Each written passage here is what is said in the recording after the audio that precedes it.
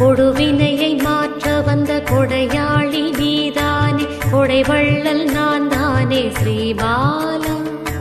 கொடுப்பினை என்றிடும் கொடுத்து வைத்த குடும்பங்கள் என் குடும்பம் என்பேனே ஸ்ரீபாலா. என் குடையின் கீழே தான் 60 குடும்பங்கள் அன்போடு சேர்த்தாயே ஸ்ரீபாலா.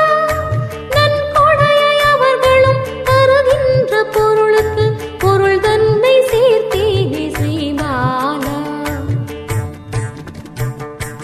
அரும்பொருள் என்பது உன்னிடம் பெறும்போது அகையிருள் நீங்குமே ஸ்ரீபாலா.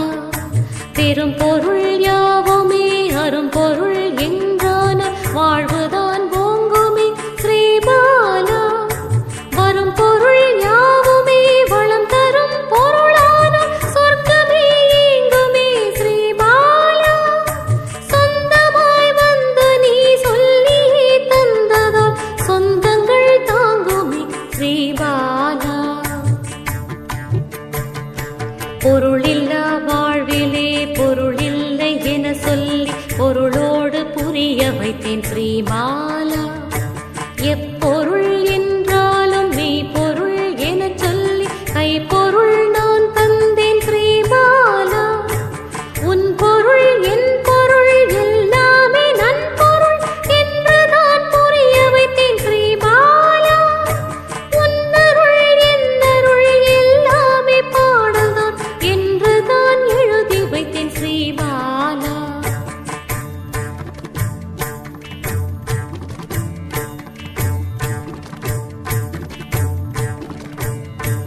ஊரடங்கும் உலகடங்கும் உறவுகளை நட்புகளை தனித்தனியே பிரித்தது ஸ்ரீபாலா. பயணங்கள் யாவுமே பயமென்று ஆனது, இனி என்ன செய்வது ஸ்ரீபாலா. பாராமல் சேராமல் தனித்தனியே உதந்திடும் வாழ்க்கை இது தேவையா ஸ்ரீபாலா.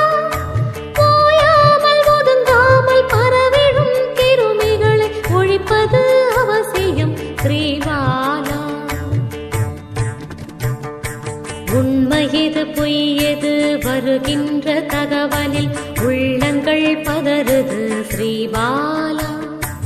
ஒரு சிறு கிருமியை ஒழித்திட முடியாமல் உலகமே திணறுது ஸ்ரீபாலா. ஒவ்வொரு தொழிலுமே மண் மூடி போவதோ விதி என்று சொல்வதோ ஸ்ரீபாலா.